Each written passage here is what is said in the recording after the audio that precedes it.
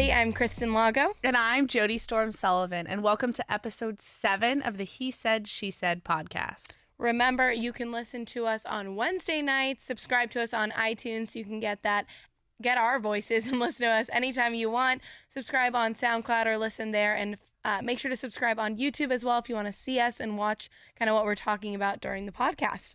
Yeah. All right. So first things first, you want to start out with some fast pitches? Always. Perfect. Okay, I actually have mine picked out this week. Surprise, I'm actually prepared. So I don't know if you've seen this, but J.R. Smith, obviously a player on the Cavs, known for taking off his shirt mostly, and also for being a pretty good basketball player. But so he was playing, I forget who they were actually playing, I think Milwaukee. Mm-hmm. So they're playing Milwaukee, and he's guarding one of the players from Milwaukee, and he goes off the court because he sees his friend, what's his name? Jerry something. So he sees, Jason Terry. So he sees Jason Terry off the court. He goes up and he's giving him a hug, and another of the Milwaukee players comes and dunks the ball and scores because J.R. Smith is off the court giving him a hug. And there's a video of the post-game interview where the reporter's like, what happened on this play? And J.R. Smith's like, what play? And the reporter's like, that play where you go off the court and you're hugging Jason Terry. And J.R. Smith's like, I don't know what you're talking about.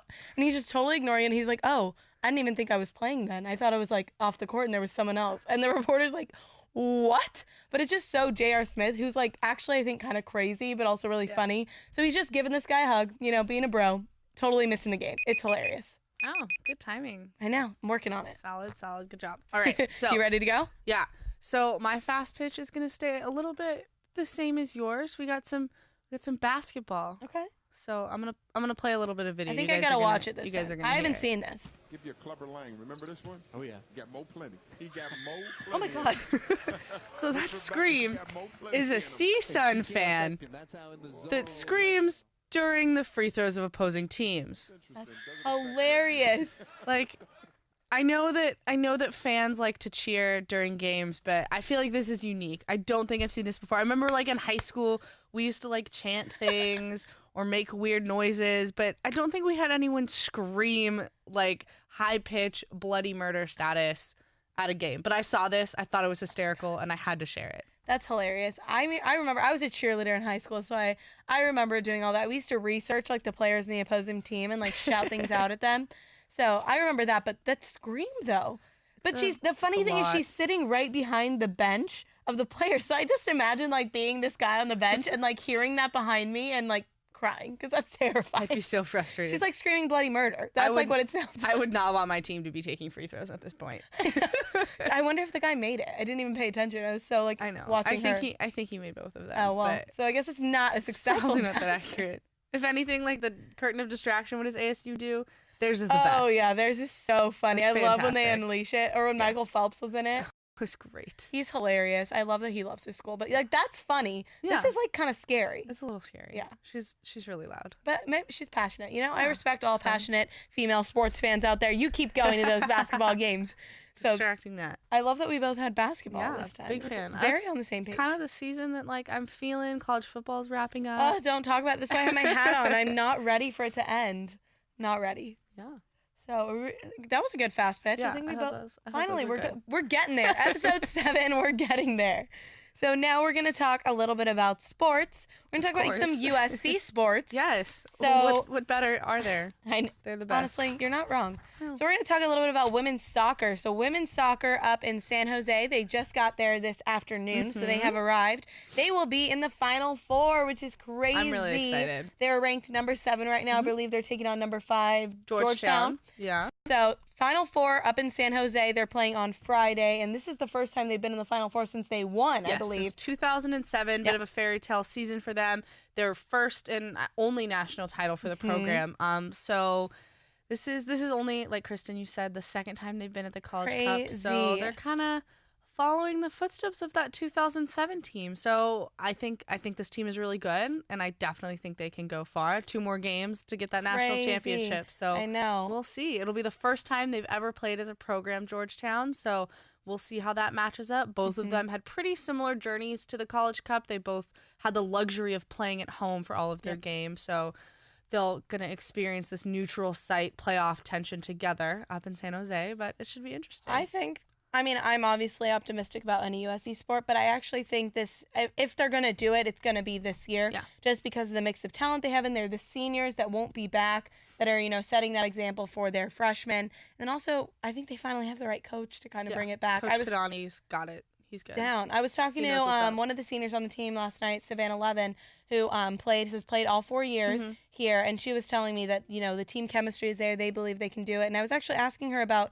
who they would play if they did win on Friday. It would be between UNC and West Virginia. She told me she believes West Virginia is going to pull it out. Interesting. So I think that's a little bit of an interesting perspective, and that would be the team they haven't played, because they did play UNC this season. They beat them, but she was like, you'd never know in the postseason. It's a completely different game. We're playing for a title this time. So if they end up playing West Virginia, though, last time they played West Virginia, 2007, really? They beat West Virginia. I'm not sure if that was the final game back in 2007, but still a little bit of deja vu. Beat them. Yeah, so we'll see. It'll be interesting. They definitely have the talent. I'm excited to see them out there. I wish USC football was up there, then I could have gone to both games. I know. That's what everyone's saying. Another USC team that's playing up there. Berkeley, we have men's water polo is Yep. playing up in Berkeley. They advanced right into the semifinal of the NCAA championship. So there would have been 3 USC teams playing for a championship up in the Bay, playing for a championship, 2 national titles, and then one being the Pac-12 conference championship. But 2 out of 3, pretty good odds. Yes. I think I will take USC that soccer anytime. is going to take it. I think they want it. Yeah, So. I think they're good. I've said this all season, and I said this last season as well. If you want to watch a true team that plays like a team, that plays together and is like the epitome, if you want to sit in a dictionary and find a picture of a team, it's this women's soccer team. They're so good. They love each other. They build off of each other. Their chemistry is there. Coach McAlpine gets it, and it's just... they're fun to watch. Even if you maybe don't like soccer that much, watching how they interact with each other and the flow and the movement of their ball skills, and they just know where each other are, and it's a great team to watch. I'm excited ESPNU is going to carry the games. That's what I was about to say. I was going to say we should definitely. I'm going to be watching. That's going to be at 3 p.m. Pacific times. 4:30. 4:30. Sorry, Sunday is at 3 p.m. Yeah. So if they make it 4:30 this Friday, maybe 3 p.m. on Sunday. Yeah, we'll see. They'll both be televised, so that'll be exciting for the girls also. Yeah, I'm looking forward to it. Me too. So be I a guess good we will time. talk about that next time. We're going to send them all of our good wishes. Yeah. But most we're definitely going to move on to a little bit of professional sports and some guy who went to a school that I don't talk about, but he's doing great in the NBA right now. Russell Westbrook, crazy season so far. It's insane. It's unheard of. This guy is averaging a triple-double. That's averaging insane. A triple-double. It's 30 point entering tonight's game, so Wednesday night, 30.9 points, 11.9 assists, and 10.3 rebounds. That is crazy, absurd. That's 8 triple-doubles this season. The rest of the NBA, crazy stat, the rest of the NBA has 8 triple-doubles combined. That's insane. He's averaging the same amount as the NBA. I saw a stat the other day that the Knicks franchise has 7 double-doubles, and Russell Westbrook has 8 this season. That's crazy. He's having such a great year, such a great start to the season. I know maybe we don't want to talk about which college he came from, but gotta shout out his high school. That's my dad's alma mater. There we go. Okay, I'll allow that one. I think they're the Olympians as their mascot, but I know that my dad enjoys watching him and cheering for him. They got that high school bond. He is a fun player to watch, and I think what's really special about Russell Westbrook this year, and maybe part of the reason he's doing so well, is that he is the one that stayed. Yeah. Whereas Kevin Durant obviously abandoned OKC. He is OKC, and I think everybody has their franchise player, and maybe Russell Westbrook will be that for OKC, but at least right now he is playing like the Kobe Bryant of the Lakers back in the day, the Steph Curry of the Warriors, the LeBron James of the Cavs. He's that guy, and I hope he does well this season because he is fun to watch. I always used to just watch him for his fashion taste and his dance moves. Now I'm watching him for his basketball. Yeah, watching him is really exciting. I had the chance to watch him play the Lakers. I think it was last week, and entering in the third quarter, Lakers, I think, had the lead over the Thunder, and then Russell Westbrook just gets in. I'm fairly certain he scored about 20 points in that fourth quarter. It's crazy. It was absurd. He just went off and brought his team back from, the depths. It was crazy. So it was tonight, an intense game. They're playing, correct? Or don't they play? Yes. I believe they play tonight. So if he gets another triple-double tonight, that'll be 9, and he will be the only player in NBA history to have that amount. Whoa. So crazy. So he's tied right now with a player that I'd never heard of that played in the 1960s. I wasn't alive, so I don't think I should know who. Robertson. We were like, who is this guy? But he averaged 8 triple doubles during the season. So awesome. He will be the sole kind of namesake to that title if he averages that tonight. So we'll see. It'll be dynamic to watch. I'm excited to see the rest of the season for OKC. Should be exciting. All right. So we touched about this team a little bit beforehand before we jumped around and got into some USC and some NBA. But I think, do you want to intro it? I know it's closer to you. You're a little more hurt than I am, I think. Not gonna lie. I'm so hurt that college football is over. That USC did not make the Pac-12 championship. I'm so upset. This was my last. I think the reason this was my last home game at USC this Saturday, or last Saturday when they played Notre Dame, and obviously the rain game. But I don't know. We wanted to talk about the future of USC football and their potential for some bowl games. So which is still pretty exciting. Yeah. I know stupid Utah, couldn't pull it out for us in the end, which I think is crazy. And I think the whole Pac-12 South is a little insane because you hear everybody talking about it. I think I always look to Colin Cowherd, and maybe I just love him because he seems to just love USC football as much as I do. But he makes a very valid argument about the CFP and how, if you look at the rankings, USC is number 11 now. It's solely based on the season schedule. So what did we end up, 9-3? That's why we're 11. The next team is 9-2, just because they played one less game, so they're below. And I just think, I don't know, the CFP is supposed to be not just the AP. I understand if it's solely based on wins and losses, but the CFP not supposed to be that way. And I think USC showed throughout undefeated October, undefeated November, they turned their season around, and they deserve to be up higher. And Colorado, I give them the respect they deserve. They were like worse, 11th in the Pac-12 something like last season. Now top in the Pac-12 South. So I give them respect, but I don't think they deserve to be in the championship game.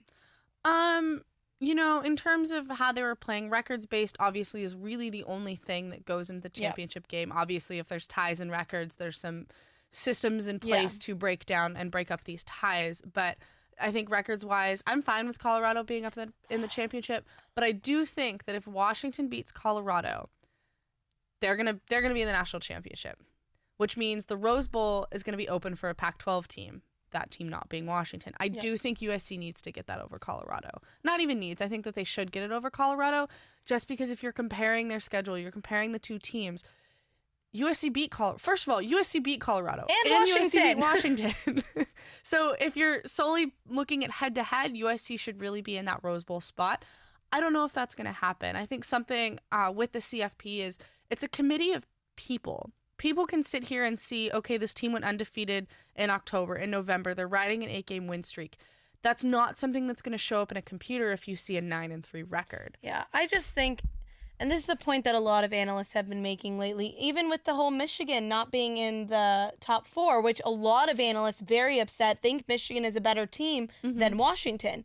And I do think that something that the NFL does better is in their ability to have that wild card that gets sent in. Yeah. So I don't know if that'll ever change. I mean, I do think the CFP is much better than the BCS. Oh, so much better. So I think there's some improvement, but I do think that other things should be considered. Strength of schedule. That's something that was huge. Alabama versus USC strength of schedule. USC has the worst or the hardest schedule in the NCAA. So I think that should be something that's considered. I also think not changing quarterbacks, in mid-season, and also that the USC team lost to number 1 ranked Alabama. What were they? Number 5 ranked Stanford at the time. And then they were pretty high. Utah was also ranked when USC lost to them. So I think it's ticky-tacky. Obviously, I'm a little bit biased, but I do think USC, as a business, the Rose Bowl, if they're looking to have TV ratings, send USC to the Rose Bowl. They will have probably USC has not been to the Rose Bowl since 2006. Yeah. So it'll be 9 seasons that we have not. That's a long time. USC has not been to the Rose Bowl. USC fans travel. They will go to this game. Travel so far all the way to Pasadena. But man, that would be a smart move. Yeah, and it would be. I don't know. The Rose Bowl as a business, I think, but they're also looking at the Alamo Bowl. And the Alamo Bowl will make a lot of money as well and have TV ratings if they do put USC. We'll see. I think it's hard. I think if the Rose Bowl has the chance to snag up USC and to get them playing, something like USC obviously holds the most Rose Bowl appearances, something I think like 33. Crazy number. They have the most Rose Bowl victories. Like, how could you not want them in the Rose Bowl because, like you said, you're going to get the business from current fans, but then all of the history that is surrounding the Rose Bowl with the Trojans, that's just going to skyrocket it even more, I think. And I actually haven't looked up who they'd be playing. I know it's the winner or the Big Ten. Ideally, I think it's going to be the Big Ten champion. Maybe Michigan could squeak their way How in there. crazy. I don't know. Looking at the history books, would it be if USC plays Michigan again in the Rose Bowl? That'd be crazy. Crazy. My parents were at that last Rose Bowl game where USC played Michigan. So, yeah, crazy. We'll see. And I don't know. Be our but time. Penn State could be interesting. I'm 90% sure USC's last Rose Bowl victory came against Penn State. I remember looking at these things earlier, but they slipped my mind. It's a busy week. It's the last week of classes. I know. It's finals. It's crazy. And it's the end of college football. But yeah. I'm depressed. I mean, there's a little bit left. It's the end of regular season. Yeah. It's frustrating. I know. I walk around and I see all these football players. I'm like, you should be in practice. And then I'm like, oh my God, the season's over. But it will be exciting. Whatever bowl they land in, I think this season has just been really indicative of, USC's comeback. I remember talking at the beginning of the season about how, it was the end of USC as the football school. But I think Clay Helton and the team have really rallied together. And I remember just keep reading about that Utah game where they had the player meeting with the coaches and everyone was crying. And they really turned their season around. I give so much credit to Sam Darnold for being able to, as a young leader, lead his team. Clay Helton, I think the play calling has gotten a lot better. You can tell the coaching in looking at the defensive line, the pass rush, the offensive line, just complete improvement all around. I'm excited to see where this team goes. And I'm excited to see them in the postseason and whatever bowl game they end up in. But one standout player we got to mention. We do. Today, USC Athletics posted on their Twitter a video called Why Not Adoree? Because in last Saturday's game, Adoree Jackson just blew my mind. It was amazing. Blew my mind. He had a punt return touchdown, a kickoff return touchdown, and then an interception for a pick six. No, was it? He didn't have the pick six. Oh, he had an interception. No. No? No. I thought he did. He didn't. He caught a pass for a touchdown. Okay. Well, it was rainy. I was on the sideline in the rain, so couldn't see. But it was crazy. Still. And I think what made it extra exciting is the rain. I'm from Southern California, but I love the rain. I wish we got more of it. It's really unfortunate that we don't. So I was really excited when I saw rain on the schedule for this game. 1 of 0 in the Coliseum. Everybody ran out of that game, and they missed a really good game from Adoree. But the best part, I think, was towards the end of the game, the student section starts chanting, "One more year." I talked to Adoree after the game. He was walking up, with his entire family, coming into the locker room, and he was like, wow, this is crazy. I couldn't believe it when they started chanting. He said, I felt like Marquise Lee. And I was like, oh, how cute. But what I found interesting was just that they're finally starting to give him some recognition is crazy to me that it hasn't come earlier. I think people have always called him, one of the most dynamic players in college football, but he's been a little bit under the radar this season, and I think that game for him was like, oh, wow, he's actually incredible. Part of me feels that comes from the struggles USC has been having. I think that the theme and the way that the program has been kind of like, oh, USC is struggling. They're having coaching issues. Look at all the problems that they're having post-Pete Carroll. Mm-hmm. I think that kind of players like Adoree were just kind of lost in the shadows. They were playing well and succeeding for the team and doing well. And I think now that USC is doing well, that brought them to the national spotlight. And what else is it going to do? It's going to bring their players up to the national spotlight. So I think maybe it's a little too late for Adoree to be getting that Heisman. Hey, like 3 weeks before they vote. It poses a good argument. He's quite talented. He's very dynamic, and he's fun to watch. Yeah, so it will also be exciting to see what he ultimately decides to do. I think he's ultimately going to choose to go to the draft. I would think so. Just because he'll go high. Any team would be lucky to get a player like him on and off the field. He's a hard worker, great, nice guy, very humble. Yeah. So I think he's going to go, but I did enjoy the quote where Jodee comes out and he says, if Adoree comes back, I'm coming back, and we're taking the national championship. That's crazy. I think either way, even without those players, they have a lot of young players on the roster. It's going to be a good season for USC either way, but they are losing another player on the team, not necessarily a starter. No, but he is a captain. Yes, he is a captain. So he has that leadership impact. Max Brown posted, as it is our last week of classes here at USC, obviously his last week of classes as well this semester, he posted a very emotional Instagram. He's from my class. I've known him for 4 years, met him as a freshman. But he will be transferring next semester. He's a grad student, so he can transfer and have still 1 year of eligibility, no waiting involved. So he'll be able to transfer in next semester, start spring practices at wherever he chooses to go. But I don't know if you want to read just like one sentence of what he put. It was really, really nice. A picture of him signing his commitment letter with Clay Helton in Washington. Yeah. So he said, 4 years ago when I signed to come play at USC, I never thought this day would come, but the time has come for me to find a new home. Thank you to my teammates, for my recruiting class of 12 strong who came here, and the heart of sanctions to all of my other teammates I have encountered during my time here. I will never forget the grind and will always remember going to battle with you guys.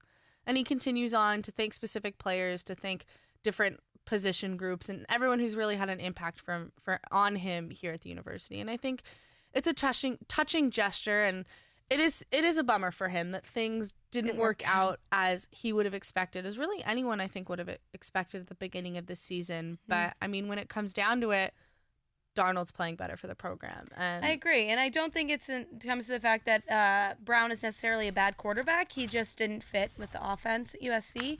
And I think he accepts that. What I really think, he's just a class act, Max Brown. He has been throughout this entire year. You know, how I can't even imagine being the captain of the team and not starting. Crazy. And he continued to be a leader on the team. Everyone on that roster talks positively about him and the coaching staff. So I think he'll be a real kind of positive addition wherever he goes, and I wish him the best of luck. Yeah, I think hopefully he'll do well. I know he wished his team good luck next season, said he'll be rooting for them wherever he's at. So I wish him good luck. I hope he does well wherever he goes. But, you know, things happen in football. Final season. It should be good. And realistically, he's probably going to find a place that's better suited to the style of quarterback that he plays, and hopefully has a successful season on his hands. I agree. We wish him the best of luck, and we thank him for his 4 years here. Crazy. He got to graduate, so that's always nice. You know, he had the 4 years. He's built his friendships. He'll carry those on. Yeah, so for sure. Great for him. But that is actually all we have on the agenda today. We're done. Yeah. So we hope you enjoyed our 7th episode. It's a lot of fun. We're getting our way to double digits here. Woo, but it's been a fun time. It's our last week of classes, so I'm hoping we can get an episode or two before we have to leave for winter break, but definitely want to get one after Sunday when we know our bowls and we know the semifinals, we know the top 4 and all of that from the college football playoff. Yeah, definitely rankings. A lot going on, so we're going to keep you updated, but make sure, again, you can catch us hopefully next week, most likely next week, so tune in on Wednesday night. Subscribe to us on iTunes, YouTube, and SoundCloud, and yeah. So thanks for listening, and I'm Jodee Storm Sullivan. And I am Kristen Lago. Good night, guys.